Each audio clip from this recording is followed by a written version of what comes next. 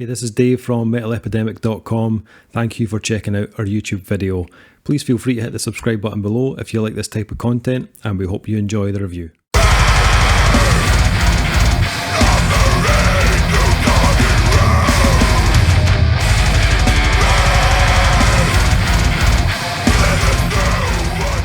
What's up guys, Dave here from Metal Epidemic, back with another album review. And for this review, Duncan Kyle and myself have been checking out the new album from Australian metal trio Growth. The band's new album, The Smothering Arms of Mercy, will be released on December 4th via Wild Thing Records. I can already tell Duncan was like, Australia? I had them pegged as a European band, so... Yeah. Although Australia gets access to the Eurovision Song Contest, which I think technically makes them European, so we'll have it. Eurovision by proxy, that's their continent. I'm sick of it. Growth are as a three-piece band, and The Smothering Arms of Mercy is the first in a trilogy of albums that explore the very human aspects of connection, trauma, despair, and the fragility of hope. Growth began as a reflective space for brothers Tristan, who plays guitar and bass, and Nelson Barnes on drums, who were united after returning to Australia after a decade apart pursuing music overseas. Tristan returned to come to terms with his personal demons, and after receiving a mental health diagnosis that hit with closure and terror all at once, he became a recluse. Isolated and debilitated, he expressed his pain through writing. Meanwhile, vocalist Luke, from Jack the Stripper, great band if you've not heard them, had withdrawn from life to enter a period of recovery after reaching rock bottom, seeking to reconnect with himself and make meaning of hopelessness, trauma and loss. The Smothering Arms of Mercy is a claustrophobic narrative of total spiritual collapse, written while in psychiatric care and thrown over 9 suffocating acts. Whoa. The album was self-recorded, produced and engineered in Australia, with drums engineered by Troy McCosker and mixed and mastered by Frederick Nordstrom, who has worked with Opeth, At the Gates, In Flames, Soilwork, The Haunted, the list goes on. And that was done in Gothenburg, Sweden. Okay, so I thought, well, it sounds like these guys have poured a lot of themselves into this album. A lot of like personal experience and kind of trauma at the core of this album. To be honest, I feel like the music on this album kind of matches up pretty well with its lyrical content. Yeah, the blurb that you've just read out has made me score out my 17 kangaroo jokes that I had in place for this review, because I feel they're ill-placed now. Like, I mean, I can't use them now. Like, they've diffused them. They have drawn first blood on this review. Well played, Growth. Well played. Motherfuckers. There's always room for a wee kangaroo joke, Duncan. We'll see if we can segue in at some point. I don't know about that. Would you say the guitar sound was pouchy? See? I knew you had it in you. You're welcome. Well, let's get back to the serious review of the serious album. Yes. Right. Serious Face is back on. Let's hop on with it, shall we? Oh, hi-yo. Oh, nice.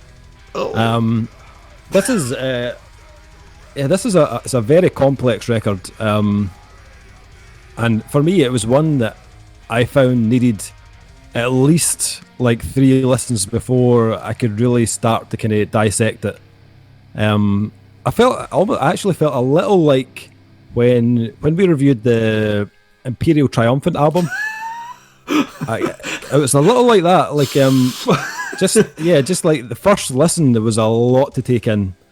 That's because there was a lot to take in on that. Like, I think they had like 100 instruments on one track. Yeah. So like they had everything. Like I think one of the instruments was the kitchen sink. So no, I do know what you mean about this one. The thing is as well is it's not a short release. No, it's not. You have to clear some time in your schedule. Like, this isn't I'll shove this on in the background and do some work sort of release, because you just it's too much. Yeah.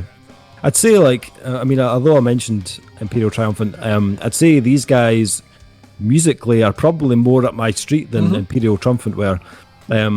This, although it's very technical and complex, it had more moments that you could grab onto, like in amongst all those kind of like this disjointed and unpredictable moments, which for me it's kind of like a blend of like Gorguts and Car Bomb mixed together. There are like passages that they either kind of like let a riff kind of play out a little, or they let it build for a bit into a bit of a groove, or they'll maybe weave in some like clean chords or a melody to add a different texture to it. But there are some real filthy, like discordant grooves on this. Like seriously, the middle of the treatment for melancholy is a great example of that, because those like groovier sections, they're like bookended by all these like really kind of twisted riffs, but when they land, they seem to kind of stand out even more, and they seem even more like kind of commanding for that reason. For me though, there was a track on it called Fortress of Flesh and Bone. That track just floored me. The kind of clean intro of guitars and drums, that it kind of builds into this, we mentioned it earlier before the recording, but it builds into a kind of Tool-esque kind of rhythm, which was already quite impressive, but the riff that it leads into was absolutely savage. Like I remember when it kicked in, I just made this disgusted look on my face. I was just like, oh my god. It kind of reminded me of a bit like, almost kind of like had this kind of red chord kind of attack to it. God. Yeah. And that's a band I've not listened to for years, but when I heard it I thought, oh, that kind of reminds me of like old kind of red chord kind of style, kind of just the chords and the kind of the angles that we're using on it just reminded me of that. But then that track just completely opens up about halfway through, with these kind of like big kind of like clean vocals and these like overlapping like Gojira on meth type chords. Like that's all the way I can think to describe it. But yes, Dave. It's and there's a few of those like melodic moments where the vocals take more of a kind of step forward, and it almost starts to lean into like almost like a post-metal territory at times, especially on like tracks that lead us to Our Glorious Times, where they kind of combine the kind of slower, like almost kind of droning kind of segments with these bleak melodies. I was starting to get like feels a little bit like kind of post-metal, not for long, it doesn't hang about for long, but just occasionally. For me, like I love bands like Car Bomb and Ion Dissonance, Ulcerate, like bands that don't give a flying fuck how much of a headspin they will put you in. And Growth, for me, I thought they were really good at that type of like the kind of technical wizardry you'd hear from bands like that. Tracks like Soul Rock that make you feel like you're having a stroke, you know what I mean? They are pushing the boundaries musically, so much so that you almost have to like listen to parts of it again just to kind of fully comprehend what they've actually just played. And that's what we were saying earlier, like I needed a few listens just to kind of fully soak this in. But I think from a musician's perspective, I think it's a phenomenal listen. I mean, that stuff must be a fucking nightmare to try and remember. The time changes and all those kind of intricate twists and turns must be like, I remember our band that we were in were nowhere near as technical as that, and I was writing stuff down, you know what I mean, like this riff into this riff. I can't imagine what this is like, because this is just fucking constantly changing. It's easy. What you got to do is just not be from Earth. There are moments like, remember the first time you ever listened to The Link by Gojira? Oh yeah. And then that has that bit at the end that the first couple of times you listen to it, it's not obvious where the link is, like, no pun intended, or maybe it was, I don't know, where the loop actually kicks in. And then when you get a bit more seasoned, you listen to a bit more kind of polyrhythmic metal, you can spot it, and then actually you feel kind of silly with yourself that you couldn't spot it before, because there is an obvious point where you go, oh right, there's a loop right there, and it's looping again, and it's looping again. There's a bit of that on here, like where I would sit and listen to an element, and I wasn't necessarily sure where the link was back in, or the loop was back into a particular riff, And it kind of put me back in that headspace where I was like, I've listened to enough of it now that I should know, I should be able to ascertain relatively easy where these things are.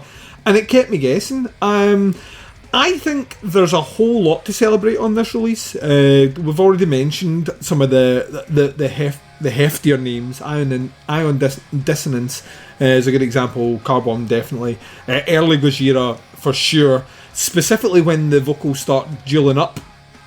Yeah. There's hefts of kind of earlier Gojira in there. Also Tool, we've mentioned that a couple of segments here that are right at the Tool handbook, but not in a sort of derivative sort of way where they're like that. This is our Tool riff, and you will listen to it. And, it organically fits the sound. The fact that I always love when you start reading the stuff out and I realise how much my ears have picked out wrong. So them not being from not being a European band, however being mixed by a European. So that still counts, Dave. Still fucking counts. But the fact you were saying that the band themselves wrote and recorded this, the clarity of the instrumentation is very impressive. So there's time being spent on this, not only in the songwriting, which is evident, but there's been time spent here making sure that everything is well recorded, captured, and whatnot. And there's a clarity about that. The benefits for sound, especially when they get a bit more techie, or specifically when they get a bit more scuzzy and ugly. You can sometimes find that bands that want to try and do that have an idea that making something nasty makes it nigh incomprehensible as to what the instrumentation is kind of delineated throughout the listen, and they haven't done that here, and I really appreciate that. I actually really like the melodies. I think the melody vocally when they come in were quite inventive, quite creative, interesting, and whilst in a kind of earlier Gojira sort of parallel, they didn't, it's a technique that's used there, but they're not doing it to sound like Gojira, which I think is a big benefit to them. I listened to this 2.5 times. Because I ran out of time on the the half listen was just before we started recording, and I've very little complaints about this one. I think at times where you enjoy the journey some of the riffs take you, I sometimes feel that they're labouring getting to that point. It's just a personal preference that some of the riffs, I think the journey to the destination or the crushing riff or something really uplifting is worth it, and then other times I feel that we could have chopped it in half and we probably still would have got the same impact. But I mean, I don't have a lot of negative things to say about it at all. They certainly are a band that wear their hearts on their sleeves. There's a lot of emotion in here, captured specifically through lyrics that I could pick out, but also at the same time through some of the emotive songwriting. I think all that gels really well together. And the fact that, this is the opening gambit of what you say a 3-part series, I'll be really interested to see if this is a continuation of that, or whether or not this is the kind of opening despair of something that is ultimately going to blossom into something a bit more uplifting. You know what I mean? I don't know. I think they've got this. I think they've got their sound mastered perfectly down. I think it's also great to pay kudos to that vocalist, because I think he adds that element there. But one, you would never in a million years believe this is a 3-piece, ever in a million years. They sound. I was actually more shocked about that statement than I was about the Australian statement. And that they just don't fucking sound that way. These sound much bigger. It sounds like a minimum of 4-piece. But yeah, tons of things going on. Very interesting release. Once again, kind of doubling down at the fact that Australia's got a really healthy metal scene. They really do. And whatever they seem to turn their hands to, they seem to lead on it. They definitely have this kind of... There's a chip on the shoulder of Australians when it comes to specifically alternative and heavy music, and I think they paved the way through a lot of it. It's an ambitious release. At times I think I personally feel a bit needlessly long in parts, but yeah, if you can clear a good hour of your day to sit down and listen and try not do much else except appreciate the musicality on the release, which I think is the bit that really kind of made me smile in parts is that they're doing they're really going for it, and I think there's a complacency sometimes for we'll just relax on our laurels that we can do a certain style and we'll stick within it, and they are pushing boundaries all the way through this album, like from start to finish.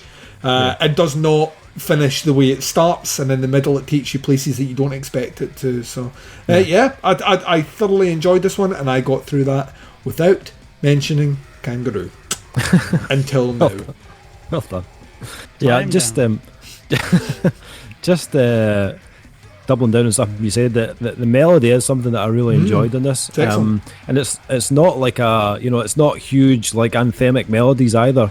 On that track I was talking about earlier, the soul rot, it has a moment where it has something that resembles a chorus, but it's quite subtle. It's still got a hook, but in that way it kind of reminded me like a little bit of Dillinger, and the way that when Dillinger started out, they were very full on and chaotic. Like if you go back to their earlier albums, like there's next to no melody on the albums, but as their kind of sound evolved and they went on, their latter albums did come with that kind of hooky melody, and while like the choruses from Growth might be a little bit more reined in than a band like Dillinger, I think they do a great job of just adding just enough melody, just give you that feeling of like equilibrium. It's very subtle at times, but it is there. It's a texture. It's a textured use in music, and that's not easy to do. Is to understand that what you're missing in this particular section is an element which doesn't distract from that. A lot of melody that comes in over metal is used as this is the standout hook, and you almost, in some kind of negative way, you forget of what the guitar's doing or what the drums are doing because you hear that hook and you just want to sing along with the singer. What they're doing is using it as an element which is not detrimental to the rest of the songwriting, and that takes discipline. That we're not going to overshadow the really cool stuff that's happening here by throwing in a big melody, and it's not because they can't do it. And the mid range of the melody, just in general across the board, I found really interesting to listen to. So I totally agree with you, Dave. Yep, definitely. Kyle, anything you'd like to add to me and Duncan's almost about 20-minute review of this? Still only 1/3 of the length of this release, so there's plenty of room for you to keep going, Kyle. I feel like you're scared to ask. We are, because what we're used to hearing is, well, fuck you, Dave, for making me listen to this bullshit. Nah, you know what? I love this one, Lisa. Oh, Lisa who? Who is this Lisa of which you speak? Love you, Lisa. No, I really did. I thought it was great. Aside from the fact that it sounds like metal is running out of band names. I think I really loved it. Like from the first song, it got a bit lengthy. I'm not gonna lie. The first song is 7-something minutes long, and I was like, it felt like it. But I mean, aside from that, the production on this is fantastic. The songs, like the third song, Fortress of Flesh and Bone, it started off with synth and piano. After all that metal, and I was like, yes. I was already in on the first two songs. The third one came and it just sucked me right in, and then it went into a Tool riff, and I'm like, fucking, I'm sold. That's it. I've bought all my way in. So, yeah, and the songwriting is amazing, and like you were saying, the weird time changes and stuff is like, I love music like that. And I was following along, going, yep, there's a loop. Where's the loop? What? Yep. It's gone. So it kept me on my toes, and I really enjoyed that. But yeah, I do agree. Some of it was a bit lengthy, little bit, just kind of hit the point a bit too hard for a bit too long here and there. But other than that, they clearly, I mean, you wouldn't know they're 3 people. It sounds like 15, and it's unbelievable, you know. And the product, I don't know, it's not produced like, you know, like I keep mentioning, like overproduced either. It really does fit the band really well. And you can hear their influences, and it's not bad influences, and they're not like ripping them off either. It's like I say the Tool riff, but that's because it sounds a bit like them. You can tell they've been influenced by Tool and Gojira and these other bands as well. So it's like, but I loved it. I think it's a really, really, really. Is this their first album, you said? Yeah. Yeah, fucking ridiculous. Unbelievable. Hate when they do that. Go and just be shite on your first album, like, right? 75% of bands out there. Please. So for this to be the first in like a group of 3 really makes me excited. Like, I want to hear the next 2. Yeah. As soon as they come out. So you guys in Growth, get on that. Just don't stop working until you're done. Yeah, you're not touring because no one's touring just now, so you might as well just go in and get this second album done. I dread to honesty think. And sorry, I was just going to say, I dread to think how long something like this takes to put together. Yeah. Like, fucking hell. Forever. The honesty in the lyrical content was unbelievable. Like, you rarely hear that. Usually it's like lamenting some bullshit thing about humanity or whatever, but it's like, no, this was deep. This went places. It went dark places, and it was very honest and upfront, and I appreciate that too. When there's like a message, even if it's a personal message, it's like it's there. There's something to this, and you can feel it when you listen to it. So. Not exploitative either, which I think is a good thing. Exactly, even from that blurb that you're reading there, it'd be very easy to. I always remember. Oh man, like certain bands use their kind of formation story as a kind of integral part of their press in a way which I get quite cynical about. Like there are bands like Dope, for example. Yeah, well, we're all dope dealers, and that's why we're called Dope. Yeah, sure you fucking were. Or American Head Charge is founded out of. I think I want to say that was addiction as well. I think that was drug rehabilitation, which is I mean, some bands, cynically, I think 3 of them have died of drug overdoses, so it's maybe a true story. But something like Clawfinger was born out of a psychiatric help as well. I'm sure the guitarist and the vocalist met each other in a psychiatric ward in Gothenburg or whatever. So, like, but you wouldn't, like, it's used sometimes cynically, and what I'm saying is all that blurb there does definitely marry up with what you're hearing here, because there's depth, there's emotion, and there's self-reflection, which that's the bits that go so well with the mind. Is a chaotic thing at the best of times. It's also very fragile, and somehow they've managed to chart a lot of that musically, which I think is very interesting. I thought I haven't mentioned the production for myself, but I think Fredrik Nordstrom's done a fantastic job with this. I think especially like capturing a band like this with all these different strands, I think he's caught the really aggressive part of the band. It sounds really punchy. The drums actually reminded me of some of the more recent Carbon productions that had a similar kind of tone to it, which I quite liked. The guitars are really well balanced, between the kind of weightier parts with the grooves, and then also you've got the more complex stuff. And in those melodic sections, I think it's really well captured for all those different elements. He's done a really good job with this. I really enjoyed it. This was right up my street. I think technically they're fantastic, and those little kind of slices of melody, very well placed and appreciated. And some of those heavier riffs are just utterly punishing. Rating wise, where are we sitting with this new one from Growth? Duncan, what are you thinking for the Smothering Arms of Mercy? Because we have not hit re-record on this, Dave, and you do not know what my grade is, it is a 4.5 for this release. 4.5, you say? Surprising. Nice. I don't know what your grade is either, Dave. No, well, I'm going to keep you in suspense a wee bit longer. Oh, what? Kyle, what did you score in this one? I'm going to go with a 4 for this one. Unexpected. Nice. For this one, I am going to go in with a 4.5 out of 5. Shut the front door. Yep. Pick that jaw up. 4.5 from Dave. Never saw it coming. Never saw it coming. Technology. This one drops on the 4th of December through Wild Thing Records. It's called The Smothering Arms of Mercy. Definitely check this one out. As you've heard, all 3 of us really enjoyed this album. If you want to check out the band, it's facebook.com/Growth Noise. I'll put a little link in the description below so you can check them out. And let us know what you think of the album when it drops. Put some comments in below. Happy to hear your thoughts and opinions. Thanks once again for checking out the review. Much appreciated. We'll be back with another review very soon. But until then, take care. We'll speak to you soon. Bye, everyone. Bye.